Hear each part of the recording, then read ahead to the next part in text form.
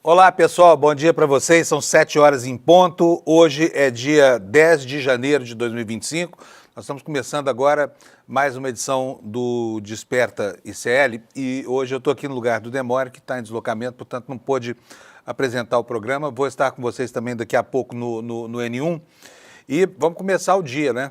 Um dia que enfim, está bem enquadrado na perspectiva do que a gente tem visto aí de expectativas para 2025. Mas agora engrenou, agora vai. E o que está acontecendo no Brasil hoje gira muito em torno da decisão do dono do Facebook, Mark Zuckerberg, de acabar com a checagem de fatos e estabelecer um verdadeiro reino do vale tudo no campo da comunicação social, porque, como se sabe, ele capitulou, ele, enfim, caiu de cabeça nas novas diretrizes ideológicas do governo Trump, que nem se instalou ainda e já começa a criar consequências, né?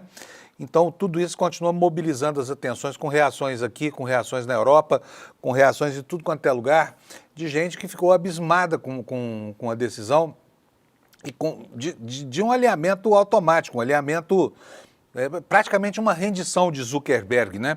É preciso lembrar aqui que ele, num passado não muito distante, teve algumas iniciativas que, durante o governo democrata nos Estados Unidos, contrariaram os republicanos. Por exemplo, a decisão de banir as contas de Trump durante 2 anos, Trump ficou fora, mas agora esse período está encerrado, como se viu, ele cai de cabeça nessa perspectiva fascista e coloca a sua plataforma a serviço da extrema-direita americana, equiparando as regras de moderação ao que está valendo, ao vale tudo, né, do X, do antigo Twitter, onde, enfim, o mundo é absolutamente distópico e vale literalmente qualquer argumento que desconcerte a população sem nenhum tipo de esforço de moderação.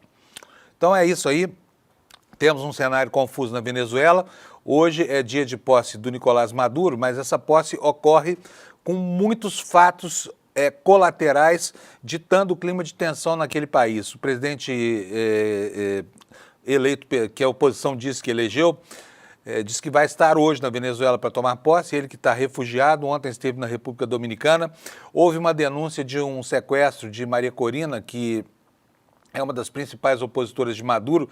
Ela teria sido sequestrada depois de uma manifestação nos arredores de Caracas e o governo desmentiu, diz que isso não aconteceu, que isso é fake news, mas a imprensa, o que restou da imprensa livre na Venezuela, está denunciando que houve sim, e houve inclusive mortes nessa tentativa de sequestrar a Corina.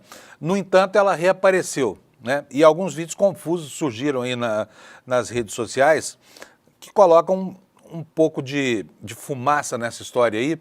Ninguém sabe ainda direito o que é verdade, o que é mentira, mas em se tratando de um governo que tem agido de maneira tão heterodoxa em relação às suas práticas autoritárias, é de se questionar aqui se essa informação, essa tentativa de desinformação sobre esses episódios que envolveram a Corina aí, são verdadeiros ou não. Bom, gente, vamos começar falando do clima aqui no Brasil. O clima no mundo está louco, né? Nós tivemos um ano passado terrível, vocês estão vendo aí na telinha do meu notebook aqui, o mapa do INMET. Hoje, deixa eu tirar esse anúncio daqui para vocês verem melhor. Em toda essa área do Brasil, há perigo potencial provocado pela iminência da ocorrência de chuvas muito intensas. Mas essa área de perigo potencial, tudo isso que está demarcado em amarelo no mapa, não deve trazer muitos problemas para a população, né? Mas já nessas outras áreas aqui, olha, que estão em tom alaranjado, né? Essa área aqui que vai do interior do Pará até o Piauí, passando pelo norte da Bahia, há um aviso aqui de chuvas intensas e essas chuvas podem provocar deslizamentos, por exemplo, em áreas de encosta, podem provocar alagamentos e é preciso que a população tenha cuidado e se mantenha longe de áreas de risco. A mesma coisa acontece nessa outra faixa aqui, que vai do centro do Mato Grosso até praticamente o litoral do Espírito Santo e do Rio de Janeiro. Toda essa região aqui vai chover forte, o INMET informa aqui que as chuvas serão intensas e essas sim podem trazer problemas sérios para a população. Mas a área de maior risco é esta aqui, olha, que fica aqui no litoral paulista, né? Ela vai do litoral do estado do Rio de Janeiro até o fim do litoral do Paraná. Então ela passa pela área de maior densidade demográfica do país, né? Área de encostas, áreas sujeitas a deslizamentos. Nós temos aqui locais críticos, como por exemplo Angra dos Reis, né? A capital, São Paulo, ficou fora dessa zona de risco, mas essa zona de risco aqui, a situação lá é bastante perigosa. Vamos ver qual é o alerta que o INMET está fazendo?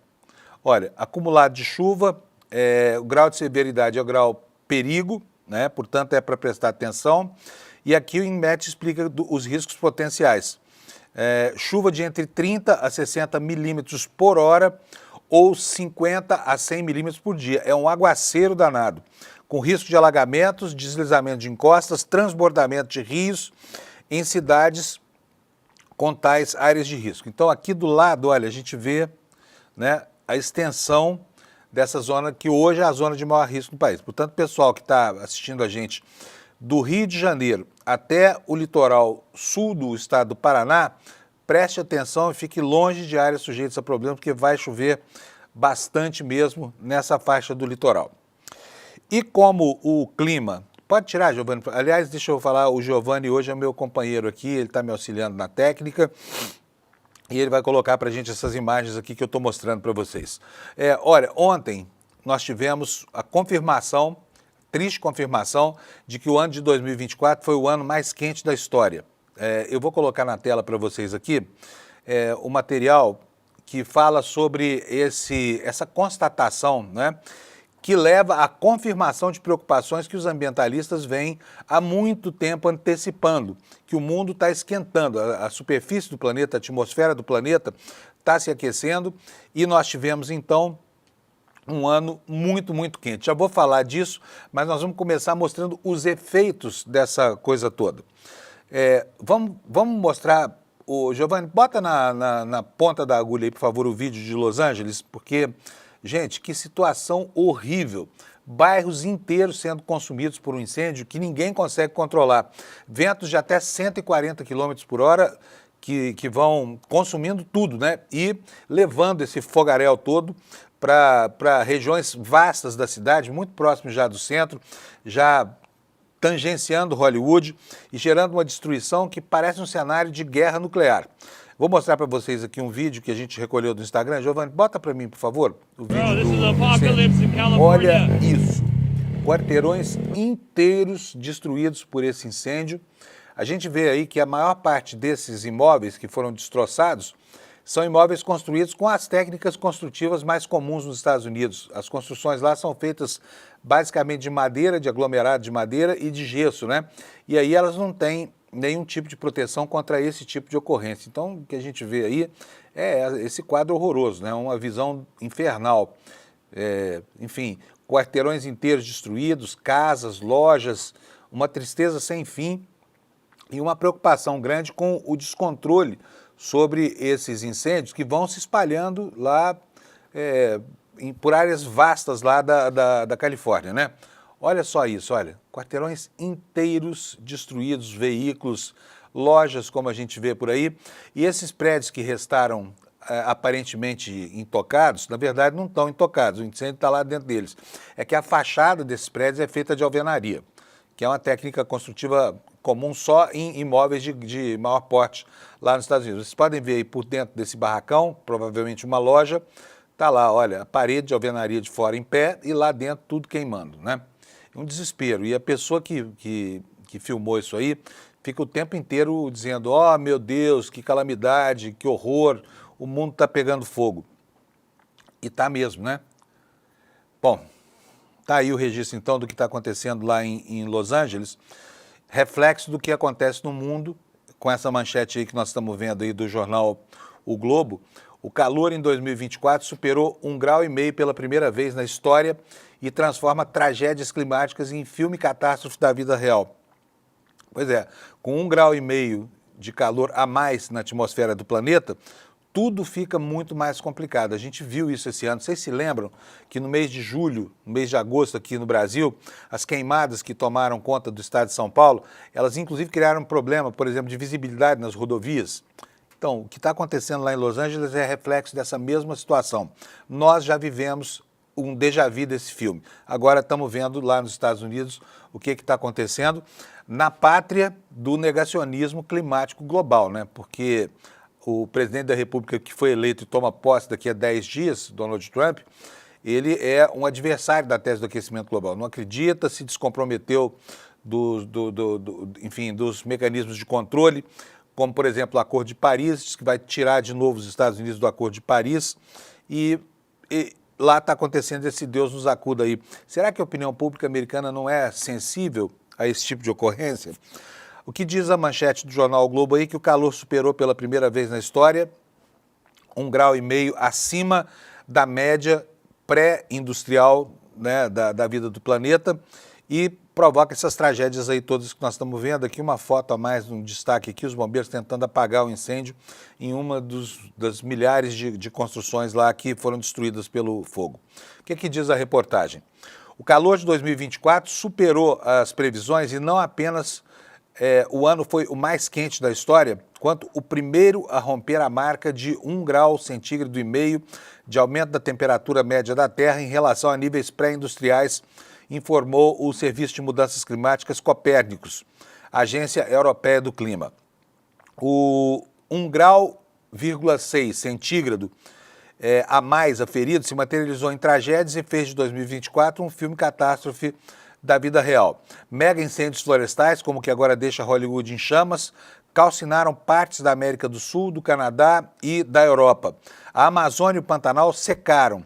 O Saara foi inundado. Dilúvios no Brasil e na Espanha submergiram cidades. Vocês se lembram, né? Está fazendo um ano agora do que aconteceu no Rio Grande do Sul, onde as chuvas continuam sendo um elemento de grande preocupação. Então, assinala aqui a reportagem, olha, que além de tudo isso, furacões chegaram a uma força inédita nos Estados Unidos. Ondas de calor alcançaram todo o globo. Pessoas e bichos pereceram aos milhares. Em 2024, pela primeira vez, foi superado o limite de 1,5 graus acima da média do período pré-industrial estabelecido no Acordo de Paris como o máximo tolerável. A média de 2 anos para 2023 e 2024 também excedeu o limite, chegando a 1,54 graus centígrados a mais. Aqui está um gráficozinho que mostra como as temperaturas se comportaram aqui em 2024 em relação aos fenômenos médios, né? A mediana é essa parte azul aqui embaixo. Então, nós temos uma situação de muita preocupação com o que vai acontecer com o planeta, né? Porque esses eventos climáticos vão continuar se repetindo e vão continuar fazendo vítimas aí entre os civis inocentes. Agora, é incrível como uma nação que, enfim, detém 25% do PIB mundial, que tem uma população com um nível de conforto assustador, não se preocupa com esse tipo de coisa. Parece que está tudo bem, né? O eleitor do Trump está tudo beleza, não está acontecendo nada e nem vai acontecer nada. Essa gente acredita em terra plana, acha que vacina não funciona, mas eu gostaria de saber qual é o mecanismo interno, né, nesse psiquismo negacionista, que faz com que as pessoas desprezem completamente todos esses sinais que o planeta vem emitindo e que estão na cara da gente, porque não é preciso ser muito esperto para entender que nós mesmos nunca testemunhamos nada por isso. Quantas vezes você já parou para dizer para si mesmo, olha, nunca vi nada disso acontecendo, né? A gente se espanta, mas o eleitor médio americano acha que é bobagem, e aí elege Trump e tudo mais. Aqui embaixo um outro gráfico aqui sobre a concentração de gases de efeito estufa, principalmente o dióxido de carbono, né? E aqui nós temos aqui uma linha que vai do começo dos anos 2000 até os dias atuais aqui, 2024, né? Uma linha ascendente, uma linha reta, e a gente está entupindo a atmosfera de gases que provocam efeito estufa. A mesma coisa acontece aqui com o metano, ó, com o CH4, que é 20 vezes mais poluente do que o dióxido de carbono. E a reportagem assinala o seguinte: ao ultrapassar 2023, que era o recordista anterior, 2024 marcou também um inédito período de quase 2 anos de aquecimento, praticamente sem trégua, com consequências para cada aspecto da vida na Terra, seja na saúde, na economia e no meio ambiente. Todos os continentes bateram recordes, afirma a reportagem. Mas dados exclusivos revelados pelo climatologista José Marengo, que é pesquisador do CEMADEM, a América Latina e o Caribe estão entre as regiões que mais esquentaram. Diz ele aqui, olha, entre aspas, o centro da América do Sul e o México ferveram como nunca, afirmou Marengo, que prepara o capítulo sobre a América Latina para o relatório de 2024 da Organização Mundial de Meteorologia, OMM. Então, aqui a matéria passa a tratar do que acontece no Brasil, né, onde os extremos ficaram muito claros para a gente, todo mundo percebeu pelo calorão, pela fumaceira, pela ocorrência de incêndios, pelo dilúvio que comprometeu o sul, pela seca no Pantanal e nos rios da Amazônia, que a coisa está andando, né? Essa doença climática está andando e ela se espalha de maneira geral por todos os ecossistemas brasileiros. O que diz a reportagem do Globo? Enquanto a média de aquecimento no planeta em 2024 foi de 0,72 graus Celsius em relação ao período que vai de 1991 a 2020, que é usado como referência pela Organização Mundial de Meteorologia e pelo IPCC, na América Latina chegou a 0,95. Portanto, na média geral do planeta, nós tivemos um acréscimo de 0,72 graus Celsius, mas aqui na América Latina foi de 0,95, 2 décimos a mais.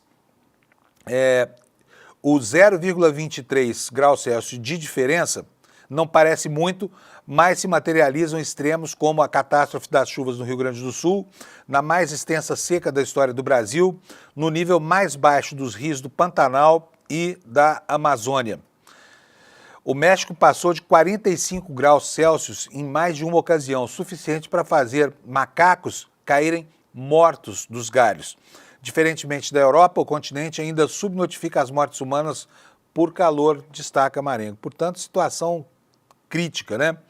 E olha, difícil entender, de novo eu repito, como é que a opinião pública americana não se sensibiliza com isso, ainda que a tragédia climática esteja incendiando, né, os arredores da segunda maior cidade americana, Los Angeles, que está lá ardendo em chamas. Mudando de assunto aqui, vocês viram, ontem nós tivemos um acidente de avião pavoroso lá em Ubatuba. Felizmente, 5 pessoas que estavam a bordo se salvaram e a família inteira, proprietária do avião, se salvou, mas o piloto, infelizmente, faleceu. E nós vamos tratar um pouquinho disso agora. Vou pedir para o Giovanni colocar no ponto aí o vídeo do acidente e a gente vai discutir o que pode ter acontecido com esse avião. Giovanni, põe para nós, por favor, o vídeo do avião. Olha, vocês veem aí a avenida da beira da praia lá em Ubatuba, uma região central, o avião passa a uma velocidade grande, quando ele bate no canteiro central dessa avenida, ele explode e acaba caindo no mar, né? Acaba parando dentro da água, num acidente que também fez uma vítima leve, um ferido leve a mais na terra. O que pode ter acontecido com relação a isso? A pista do aeroporto, e traz para cá, Giovanni, por favor. Quero mostrar para vocês aqui um mapa aqui do Google Maps, para vocês verem como é que funciona aqui. Eu sou piloto, entendo um pouco de aviação, já pousei algumas vezes nessa pista, que olha, aqui está a cidade de Ubatuba, né? A pista fica bem aqui no meiozinho, tá vendo, ó? Essa tripa aqui que divide a cidade ao meio. E é uma região muito difícil de pousar, porque a situação meteorológica lá não é fácil, né? Ubatuba tem até um apelidozinho de Uba-chuva. E ontem estava chovendo, para variar, lá em Ubatuba, quando houve a aproximação do avião. A visibilidade não estava tão comprometida a ponto de causar problemas para o pouso, porque o avião foi visto fazendo o circuito de tráfego, que é uma volta à direita da pista, para que ele pudesse voar no sentido das montanhas, aqui no sentido da serra, né? Fazer uma curva e engajar a pista fazendo seu pouso. Ocorre que, veja só, a pista de Ubatuba é muito curta. Ela tem, no total, uma extensão de 920 metros. Essa extensão vai daqui da ponta que está aqui mais à esquerda até essa outra ponta que está aqui mais à direita. Mas só esse trecho aqui, olha, a partir dessa marca aqui, olha, é que pode ser utilizado para pouso. Então, o que aconteceu? Pista molhada, o avião cruza a cabeceira. Cruzar a cabeceira é a velocidade com que ele se aproxima na finalzinha, já com o pouso preparado. Ele cruza a cabeceira da pista a 200 km por hora. Esse avião exige, nessa condição de operação, até mais de 1.000 metros de pista, mas aí não tem 1.000 metros de pista, tem só 560. O que aconteceu lá, provavelmente, isso aqui é mera especulação, mas se enquadra com o que a gente viu nas imagens, é que ao tocar a pista, o piloto do avião entendeu que não daria tempo de frear a aeronave, tentou arremeter, deve ter dado potência no motor do avião, mas não conseguiu a velocidade necessária para decolar novamente. E aí ele bate na contenção que fica logo depois da pista, atravessa a avenida, explode e vai cair no mar. Por que esse avião é difícil de parar? Ele é um avião considerado muito dócil, o Cessna Citation, e muito versátil. Só que ele, ao contrário dos grandes jatos, não tem um reversor na turbina. Para que serve o reversor? Ao invés de projetar para trás, de jogar para trás os gases quentes, resultado do processo de queima do combustível no motor, ele abre uma palheta e empurra para frente o ar. Esse ar faz com que o avião freie. Isso dos grandes aviões, mas esse avião não tem isso, não tem o reversor. Então, todo o esforço para parar a aeronave é feito nos freios, né? E com a pista molhada, esse é um esforço que não pode ter uma eficiência de 100%, ele é muito menor. E aí o avião, muito veloz, não para. Esse avião, então, eu disse, ele cruza a cabeceira a 110 nós, dá mais ou menos 200 km por hora. Parar uma aeronave em 560 metros a 200 km por hora é muito difícil, né? É quase impossível. Então, muito provavelmente, a vítima fatal desse acidente vai ser responsabilizada pela ocorrência dessa situação que acabou provocando a sua própria morte. É uma tristeza quando acontece isso. Agora, acidentes no litoral de São Paulo são recorrentes, porque existem pouquíssimas pistas de pouso. Tem pista de pouso, olha, apenas em Ubatuba, em Paraty, em Angra dos Reis, e acabou. Todo o litoral norte de São Paulo e sul fluminense tem só 3 alternativas para pouso. E a demanda, como essa é uma região cheia de gente muito endinheirada, que tem mansões e mansões lá na beira do mar, o tráfego de aviões é muito impressionante. O aeroporto de Angra dos Reis, por exemplo, você conseguir uma vaga para estacionar um avião lá, você tem que suar muito, porque ele está sempre cheio de gente, especialmente nessas épocas agora de férias escolares, final de ano e tudo mais. Então, muito complicado isso. Existe uma alternativa que é o aeroporto, a base aérea de Santos. Mas a base aérea de Santos não permite o pouso de aviões civis. Então, quem vem para o litoral de avião está sujeito, sim, à pior meteorologia do Brasil, a condições quase sempre adversas e a situações como essa, porque as pistas são muito curtas, são no meio das cidades, né? E elas podem, como aconteceu nesse caso, ter reflexo, inclusive, em terra. Felizmente, a pessoa que estava em terra não se machucou com gravidade e os donos do avião se recuperam. Me parece que todos eles estão, pelo menos, com estado de saúde considerado estável e devem se recuperar. Mas o piloto, como eu disse, infelizmente faleceu. Vamos tratar um pouquinho agora sobre a situação na Venezuela. O que está acontecendo na Venezuela? Nicolás Maduro toma posse hoje novamente. A eleição foi uma eleição comprometida pela ausência de divulgação das atas, essas atas nunca foram apresentadas. O Maduro foi instado, foi desafiado, inclusive pelo governo brasileiro, a provar que tinha ganhado as eleições, mas fez de conta que não era com ele, o que gerou uma reviravolta muito grande na relação entre o governo Lula e o governo Maduro. Lula, muito corretamente, exigiu prova de que a eleição tinha legitimamente devolvido o poder a Maduro, mas essas provas nunca vieram e aí houve um atrito grande nessas relações, o que fez com que o governo brasileiro o presidente brasileiro não fosse a Caracas para a posse daquele que um dia foi seu aliado, que um dia já custou tão caro a Lula, porque Lula defendeu Maduro em diversas situações, inclusive nos episódios que pareciam caminhar para a inclusão da Venezuela no contexto do Mercosul e tudo mais. Mas como se viu, houve uma ruptura e o Brasil resolveu optar por uma saída burocrática, mandando o embaixador representar o governo brasileiro. Só que o dia de ontem foi um dia muito tenso lá. Por quê? Porque houve pelo menos 2 episódios. O presidente eleito disse que vai voltar à Venezuela. Ele está peregrinando por países da América Latina para tentar, demonstrar que ele é o legítimo vencedor das eleições. E ele promete estar hoje lá em Caracas. Não se sabe como ainda, a gente já vai falar sobre isso. Enquanto acontece, houve esse episódio que vocês estão vendo aqui na tela. A oposição diz que a Maria Corina foi presa na véspera da posse de Maduro e o governo ditatorial nega. Aqui está a manchete do jornal O Globo. O que diz o intertítulo aqui da matéria? Candidato da oposição, Edmundo Gonzalez, prometeu retornar para Caracas desta sexta para assumir como presidente eleito, desafiando o regime. Fica aqui pensando como é que ele vai assumir, né? Porque é um consenso lá, apesar de algumas defecções, existe uma base de apoio militar ali que é inexpugnável, né? Mas vamos aqui ao que trata da reportagem do Globo, depois nós vamos dar uma olhadinha nos jornais lá da Venezuela.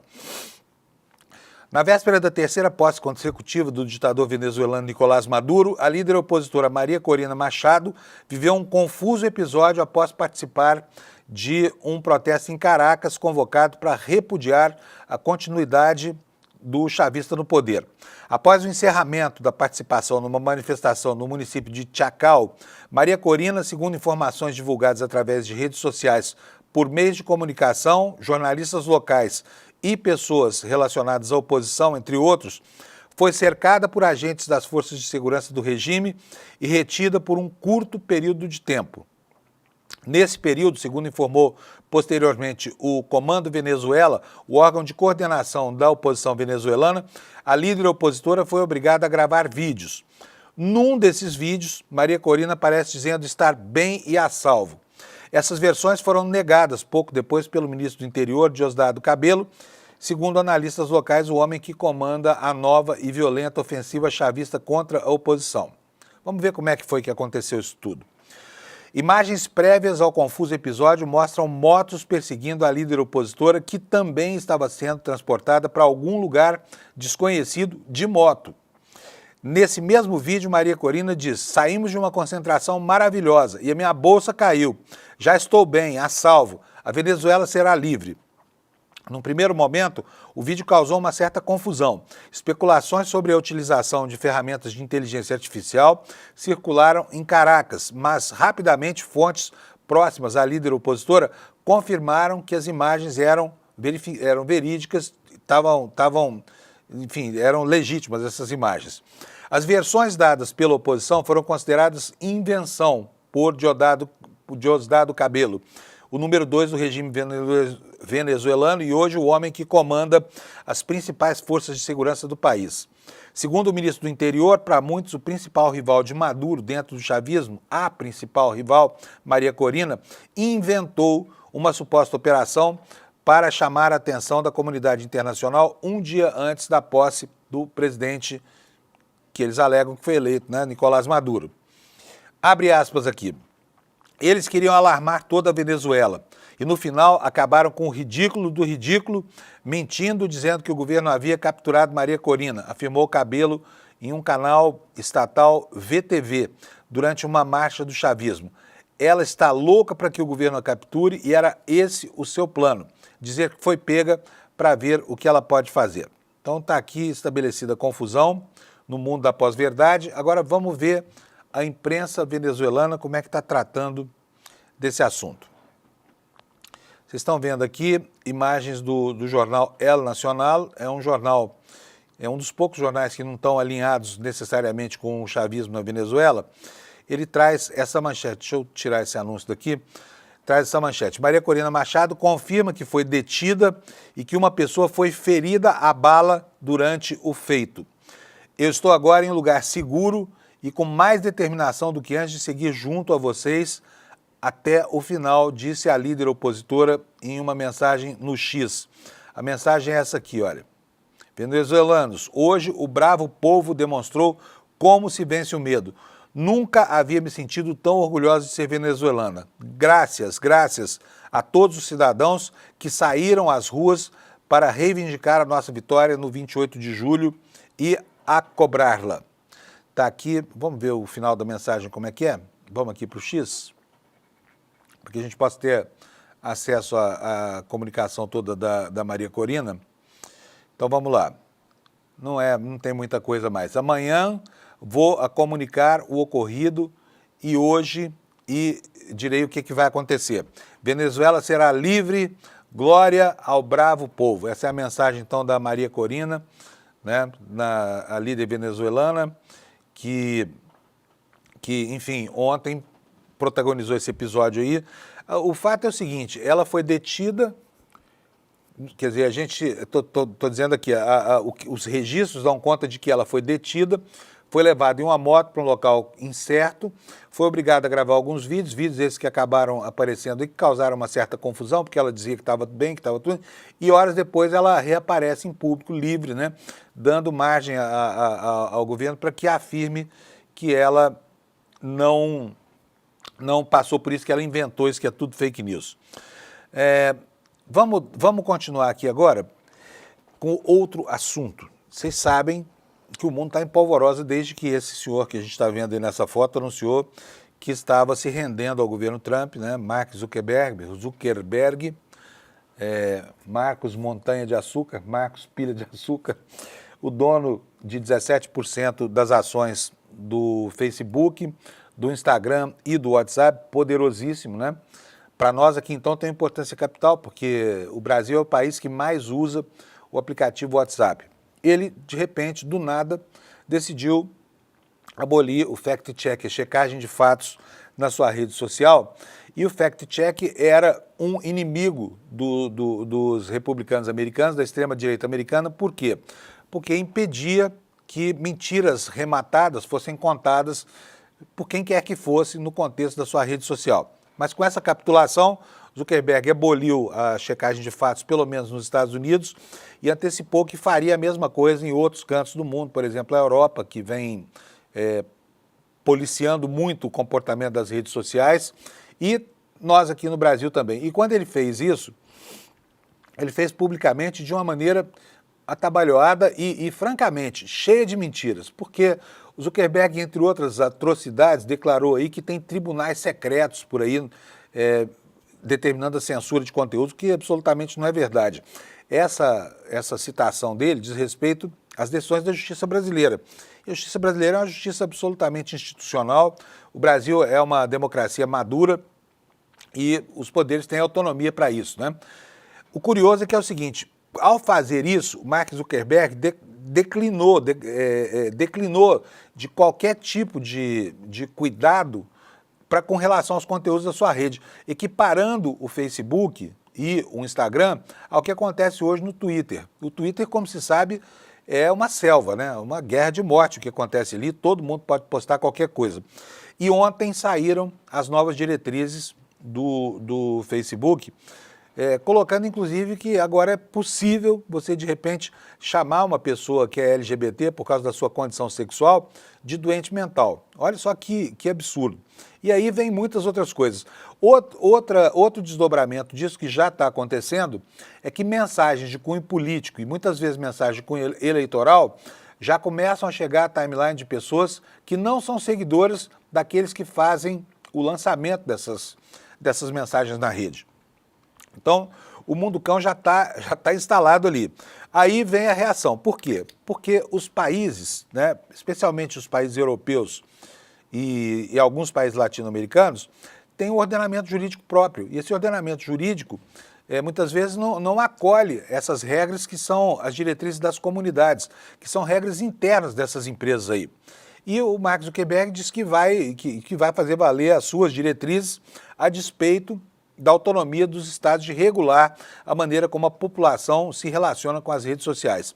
Aqui no Brasil nós temos vários fatos que tangenciam esse ambiente das redes sociais. Nós temos uma decisão que está sendo tomada agora pelo Supremo Tribunal Federal sobre a Lei Geral de Proteção de Dados, porque o artigo 19 dessa lei diz que só pode haver a supressão de conteúdos mediante a decisão judicial. Então, hoje é assim no Brasil. Nós temos uma lei que assegura exatamente esse mundo que o dono do Twitter e o dono do Facebook querem fazer valer a partir de agora.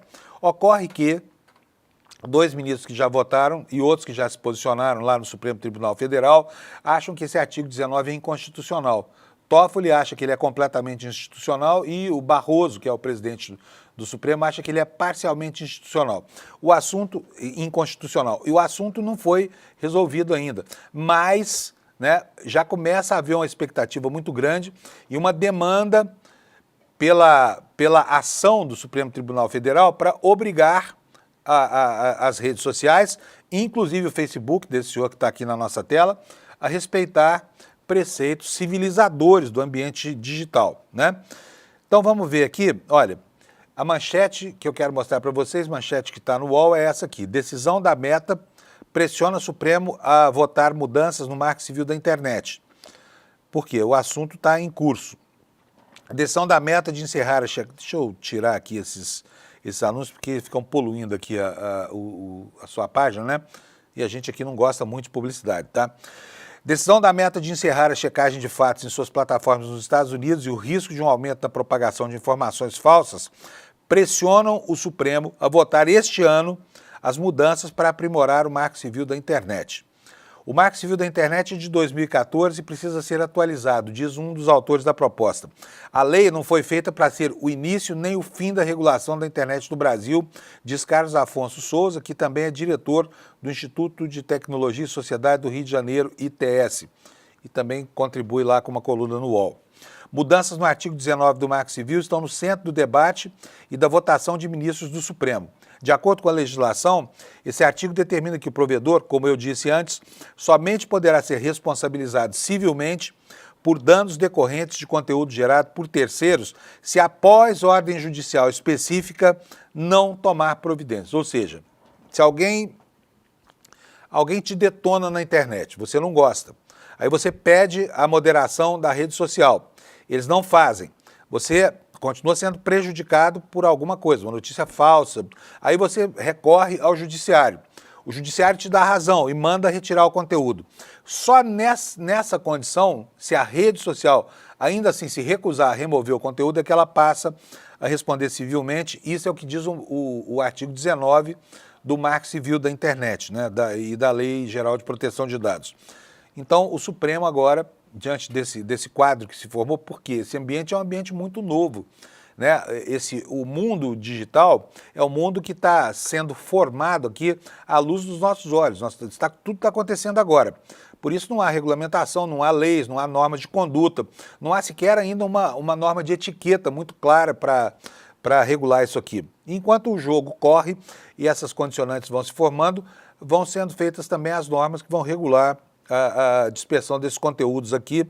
Por isso, uma lei que foi votada em 2014, hoje já não parece mais suficiente para resolver o problema e pode sim ser declarada, é o que eu acho que vai acontecer, ser declarada inconstitucional pelo Supremo Tribunal Federal, fazendo com que as Big Techs e os seus portais de notícias e as redes sociais sejam sim responsabilizados pela permanência de conteúdos que são atentatórios contra os postulados legais, né? Olha aqui o que diz a matéria sobre a posição dos ministros. Os ministros têm entendimentos distintos sobre o artigo. Dias Toffoli considera inconstitucional a exigência de uma ordem judicial prévia de exclusão de conteúdo para responsabilização das empresas por danos causados pela divulgação e disseminação de conteúdos ilícitos. Já o ministro Luiz Fux considera que o modelo atual dá imunidade às plataformas. Para ele, a responsabilização deve se basear em um artigo da lei que prevê a retirada de conteúdo com uma simples notificação. Posição do Fux. Diferentemente dos relatores, os ministros Luiz Roberto Barroso entendeu que o artigo 19 é só parcialmente inconstitucional. Isso porque, segundo ele, não pode haver responsabilidade das redes por conteúdos de terceiros. E com isso ele propôs dois outros modelos de responsabilização das plataformas. O Marco Civil, diz a reportagem, não avançou na criação de estímulos para que as plataformas moderassem conteúdos de forma transparente, avalia Souza. Ao mesmo tempo, aqui é um comentário feito entre aspas, ao mesmo tempo as plataformas não deram a visibilidade adequada sobre como funcionam as práticas de moderação. Não se sabe quem modera, não se sabe o que é automatizado, o que é revisão humana. A moderação virou um assunto debatido nas sombras. Os avanços travados no Congresso. eventual avanço deve se dar pelo Supremo, já que o PL das fake news está parado no Congresso. O presidente da Câmara dos Deputados, Arthur Lira, do PP, interrompeu a tramitação do PL e criou um grupo de trabalho para analisar o projeto que pretende regular as redes sociais e combater a propagação de informações falsas. Algo do antigo PL pode retornar ao debate, mas, para esse especialista ouvido aqui pelo UOL, parece muito difícil que o Congresso aprove alguma coisa parecida com o que foi proposto pelo PL 2630/2020. Aqui eu quero fazer um parênteses para falar sobre o PL 2630. No ano de 2023, esse foi um assunto que incendiou as discussões lá no Congresso Nacional. Esse projeto de lei foi relatado pelo deputado Orlando Silva. Ele tinha, sim, as regras que poderiam solucionar o problema, não só da mediação, mas também de direitos autorais e tudo mais, e ele foi bombardeado pelas Big Techs e, inclusive, pode anotar isso no seu caderninho, inclusive alguns portais de informação do campo progressista, supostamente da esquerda, se opuseram de maneira clara. Por quê? Porque estavam trabalhando para as Big Techs, sabe? Enganando a sua audiência, elencando uma série de justificativas, na verdade, injustificáveis e injustificadas, e enganando, de fato, a sua audiência. Não vou nem falar o nome desses portais, porque já passou, nós já falamos muitas vezes sobre o assunto, mas houve isso também. Então, plataformas do campo progressista se insurgindo contra a regulação que interessava naquele momento a todo mundo, menos as Big Techs, que aliciaram, pagaram para que vozes reproduzissem seus argumentos ou muitas vezes falácias para evitar que houvesse essa regulação. E aí o projeto foi simplesmente esquecido na gaveta e agora a discussão vai ter que ser retomada a partir do zero.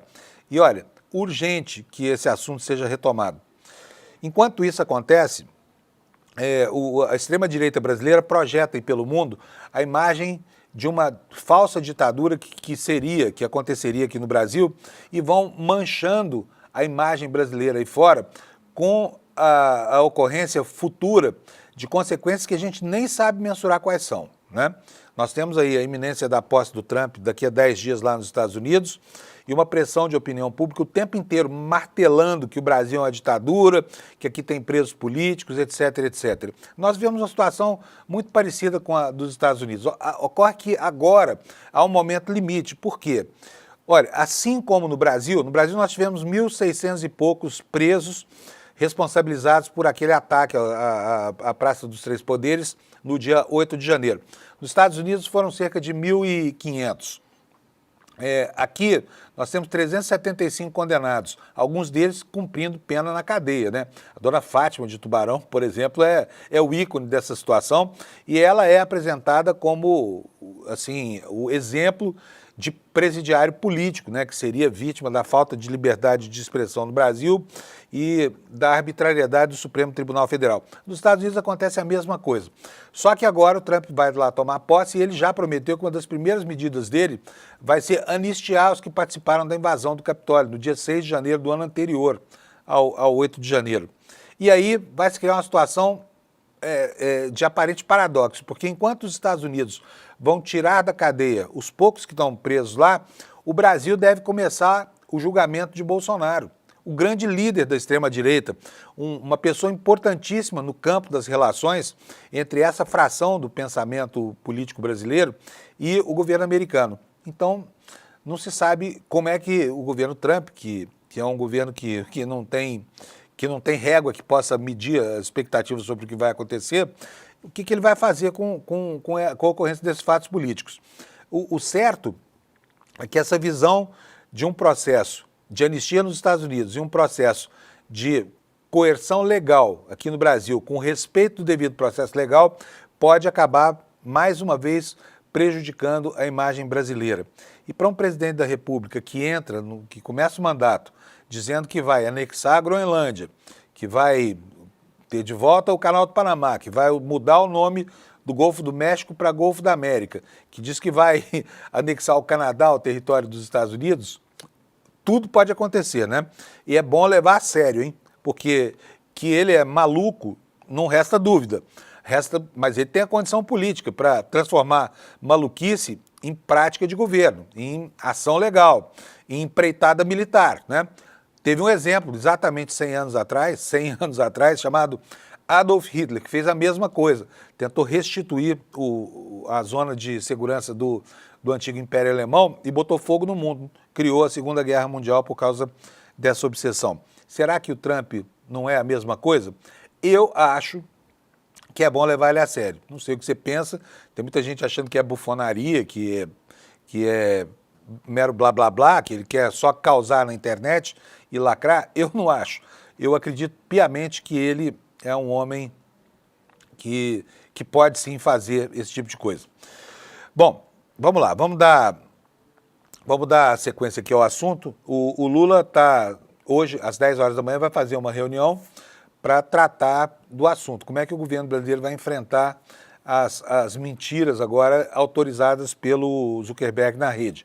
Então diz aqui a matéria da revista Fórum que o presidente convocou os ministros para essa reunião depois de disparar contra o dono da Big Tech, que anunciou a liberação de fake news e sinalizou o desrespeito à democracia brasileira. O texto da reportagem diz o seguinte: o presidente Lula convocou uma reunião com ministros para as 10 horas desta sexta-feira, com o objetivo de discutir a reação às mudanças na Meta, empresa que controla o Facebook, o Instagram e o Zap. Na última terça-feira, Zuckerberg anunciou que acabará com o sistema de checagem de informações. Segundo o bilionário, o sistema que tinha como objetivo impedir a circulação de notícias falsas será substituído por notas da comunidade, ferramenta similar à que é usada pelo X, o antigo Twitter, do bilionário Elon Musk, que é a eminência parda desse governo Trump, né? O recurso permite que a moderação de conteúdo seja feita pelos próprios usuários e não mais por profissionais de checagem de dados. Na prática, o que Zuckerberg fez foi anunciar a liberação total das fake news nas redes sociais. O dono da Meta ainda sinalizou que desrespeitará leis e decisões judiciais. Usou como justificativa um conceito distorcido de liberdade de expressão. E aí, como eu disse agora há pouco, citou tribunais secretos, né? Aquela coisa conspiratória que estaria excluindo conteúdos das redes silenciosamente, em uma indireta, porque ele não citou diretamente, mas é óbvio que era uma referência ao Supremo Tribunal Federal aqui do Brasil, né? Diante desse cenário, diz a revista Fórum, Lula convocou a reunião com os ministros para discutir as medidas a serem adotadas pelo governo visando proteger a soberania nacional quanto à aplicação das leis no meio digital. A regulação das redes sociais prevista em diferentes projetos que, no momento, estão parados no Congresso Nacional é uma das medidas que Lula vai discutir com os ministros e buscará dar prioridade. Participarão da reunião Rui Costa, Juscelino Filho das Comunicações, Manuel Carlos, que é o substituto do ministro da Justiça, além do futuro ministro da Secretaria de Comunicação da Presidência, o publicitário Sidônio Palmeira, que tomou posse e demitiu um monte de gente. Já vamos falar sobre isso. Nesta quinta-feira, após evento em alusão a 2 anos dos atos golpistas de 8 de janeiro, Lula, em conversa com jornalistas, subiu o tom contra Mark Zuckerberg e criticou a sinalização do bilionário de que desrespeitará a soberania dos países. Aqui é o que disse o Lula, vou até aumentar aqui para vocês. Olha, acho que é extremamente grave as pessoas quererem que a comunicação digital não tenha a mesma responsabilidade do cara que comete um crime na imprensa escrita. Como se um cidadão pudesse ser punido porque faz alguma coisa na vida real e pudesse não ser punido porque faz a mesma coisa na vida digital. O que nós queremos, segundo Lula, é, na verdade, que cada país tenha a sua soberania resguardada. Não pode um cidadão, 2, 3 cidadãos acharem que podem ferir a soberania da nação. Foi o que declarou o presidente Lula. E agora, lá no campo, nos órgãos de assessoramento do presidente, a AGU, você está vendo aí, reagiu. O ministro Jorge Messias fez uma forte declaração sobre as novas mudanças da Meta e o ministro prometeu que o órgão irá agir contra medidas que violem as leis brasileiras e a democracia. Messias afirmou que as novas regras da Meta promovem a desinformação nas redes sociais e destacou que as decisões da empresa enfatizam a necessidade de uma conclusão no julgamento sobre a responsabilidade das redes sociais pelo Supremo Tribunal Federal. Então vocês veem aí que né, na emergência que se criou, até porque ninguém esperava isso, já não dá mais tempo de esperar pela reunião do Congresso, a análise na comissão, enfim, a enrolação toda e mais a pressão da extrema-direita parlamentar, que é muito numerosa e que certamente vai fazer o possível para que as Big Techs escapem disso, até porque a matéria-prima da argumentação política e ideológica da extrema-direita é toda ela construída sobre essa Babel chamada fake news, né? Bom, vamos dar andamento aqui. Uma das consequências dessa história toda já está aí na tela para vocês. Olha, quer dizer, ontem o Haddad foi alvo, né, de uma trucagem da inteligência artificial. E aqui, de novo, eu estou aqui com a revista Fórum na tela. A revista Fórum coloca essa manchete aí: imposto do Pix, imposto do cachorrinho, Haddad reage a deepfake e mentira esdrúxula. Bolsonaristas criaram até mesmo um vídeo falso do ministro da Fazenda para espalhar notícias falsas sobre a criação de novos impostos. Tentam carimbar no Haddad aqui o mesmo carimbo que fizeram com a Marta Suplicy quando foi prefeita de São Paulo. O que diz aqui a matéria? O ministro da Fazenda, Fernando Haddad, divulgou na noite desta quinta um vídeo em que desmente as mentiras esdrúxulas que vêm sendo divulgadas por bolsonaristas sobre a criação de novos impostos. Detratores chegaram até mesmo a criar um vídeo deepfake gerado por inteligência artificial com imagem e voz de Haddad, hein? Olha só o mundo a que nós estamos chegando. Imagem e voz de Haddad manipuladas anunciando que o governo passará a cobrar imposto por transações via Pix acima de 5 mil por mês e até mesmo imposto para quem tem cachorrinho de estimação. Olha onde chega a criatividade, né? Ambas informações, obviamente, são completamente falsas, diz aqui a matéria da revista Fórum. Mas, apesar da falsificação evidente que qualquer imbecil é capaz de identificar, salvo lá, né, as pessoas que de boa fé recebem essas informações do grupo da família e sempre se assustam com essa coisa toda. Teve gente importante colocando a sua cara nessa história toda para construir essa falsificação. Uma das pessoas é responsável direto pela tragédia da Covid no Brasil. É o deputado Osmar Terra, que é médico e usou as credenciais de médico para desacreditar a vacina, contribuindo e muito com a mortandade absurda de 711 mil pessoas no Brasil, mortes provocadas pela pandemia. O que diz aqui a revista Fórum? Diz o seguinte, ó, o vídeo falso em questão viralizou e foi compartilhado até mesmo pelo negacionista Osmar Terra. É mole?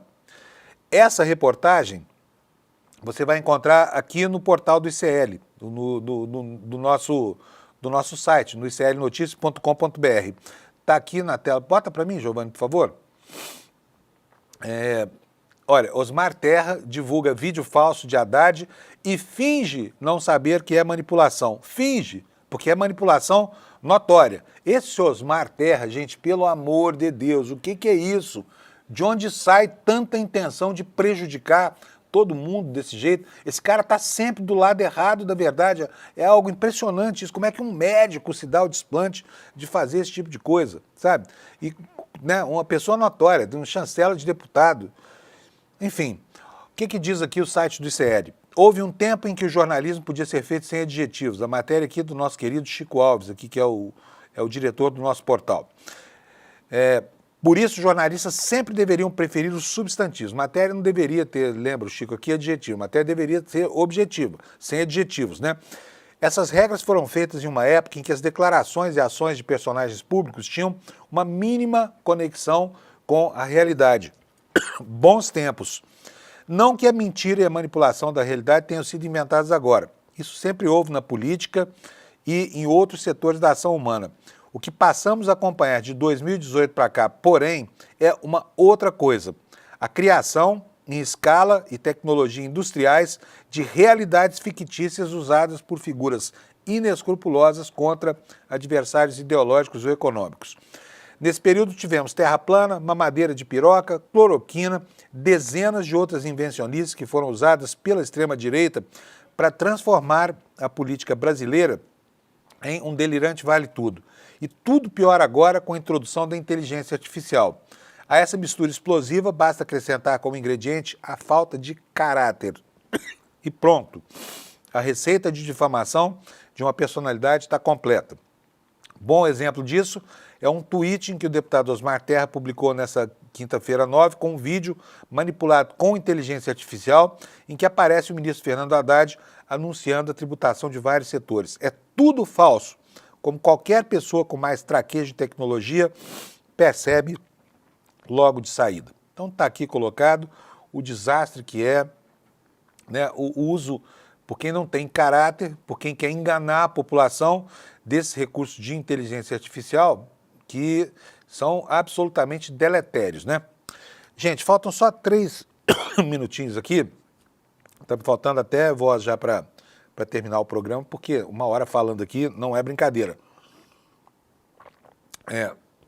Tá aí para vocês uma última notícia aqui sobre a chegada do Sidônio, chegada barulhenta, chegada ruidosa, né, no cargo de secretário de comunicação da presidência, com status de ministro, chegou demitindo um monte de gente lá. Exatamente o que a gente criticava aqui, ele tem dado eco a isso e tem demonstrado autonomia, né? Olha, por quê? O Sidônio demitiu ontem um jornalista que está com Lula desde 2011, faz 13 anos, né? O José Crispiniano era assessor do Lula, era uma pessoa que gozava, imagino que ainda goze, da plena confiança do presidente, mas rodou, dançou, recebeu o bilhete azul. Não se sabe se vai ser acolhido em outro lugar, o que vai ser feito dele, mas dançou. E aqui diz a matéria do Poder 360. O futuro ministro da SECOM, Sidônio Palmeira, demitiu nesta quinta-feira o secretário de imprensa José Crispiniano. Ele assessorava o presidente Lula desde que o petista deixou a presidência no final do segundo mandato, em 2011. No lugar do Crispiniano assumirá Laércio Portela, ele que foi ministro interino de maio a setembro, quando o Paulo Pimenta se licenciou do cargo para se dedicar a uma secretaria extraordinária criada para atuar na questão das cheias lá de Porto Alegre. Portela atualmente é secretário de Comunicação Institucional, responsável pela articulação da SECOM com outros ministérios. Conforme apurou o Poder 360, Sidônio condicionou sua entrada no governo à saída de Crispiniano. Ele começou a definir a sua equipe já no final de dezembro de 2024. Crispiniano foi informado do seu desligamento na tarde desta quinta-feira. Sidônio deve promover outras mudanças importantes na SECOM, teve aval do chefe do executivo para montar a equipe como quiser. E alguns nomes ligados diretamente a Lula, e importante, também a primeira-dama Janja Lula da Silva devem ficar, tá? Então o Poder 360 está apostando aqui que a influência da Janja vai ser suficiente para mantê-la manter os assessores dela que cuidam da comunicação do governo. O que a gente espera é que o Sidônio tenha pelo menos algum erro, porque não é possível que o Lula, nessa altura do campeonato, não consiga sequer fazer uma live, né? Que atos como, por exemplo, essa comemoração que foi feita no 8 de janeiro, para relembrar aqui a tentativa de golpe de Estado, não tenham a relevância que deveriam ter. Então, tem muita coisa para ser ajustada e do acerto eventual do Sidônio depende, em grande parte, né, a chance de Lula vir a enfrentar 2026 com sucesso, porque, afinal de contas, o governo tem qualidades, ele precisa mostrar o que está fazendo, ele tem o que mostrar, especialmente no campo social e também na economia, mas não está conseguindo fazer a mensagem chegar à opinião pública, né? Com isso, eu vou encerrando aqui o Desperta ICL de hoje e agradeço a sua audiência, espero que você tenha um ótimo fim de semana, cuidado com a chuva, tá? E fique de olho nas notícias, porque esta sexta-feira vai ser uma sexta-feira quente. Vai longe o tempo que a sexta-feira era apenas o prenúncio do fim de semana. Então, tchau para você, tudo de bom e até daqui a pouco, não é nenhum, porque eu vou estar lá. Então, tchau. Foi preciso esperar 6 anos. Mas a pergunta, quem mandou matar Marielle Franco, tem agora uma resposta. Durante 6 anos, o trabalho da imprensa foi fundamental, não só para buscar informações que foram trazidas a público, mas também para cobrar as autoridades, para que as investigações andassem. Era um campo minado, né? Que a polícia ali estava comprometida Por que ele vira a chave e faz a delação? Você não precisa ser nenhum detetive para perceber que era uma investigação completamente cheia de buracos, lacunas, ações estranhas dos policiais. Existe um papel fundamental da imprensa para mostrar que essa investigação, que esse inquérito estava contaminado. Acho que não havia essa expectativa dos mandantes de que a Marielle, por exemplo, se tornasse um símbolo internacional da luta pelos direitos humanos. The world wants to know who ordered the murder of Marielle Franco. Veja a importância da resiliência dos colegas que nunca abandonaram esse caso. A Polícia Federal diz ter concluído as investigações de um crime que há 6 anos aguarda a resposta. Quem ordenou a morte da vereadora Marielle Franco e do motorista Anderson Gomes e por quê?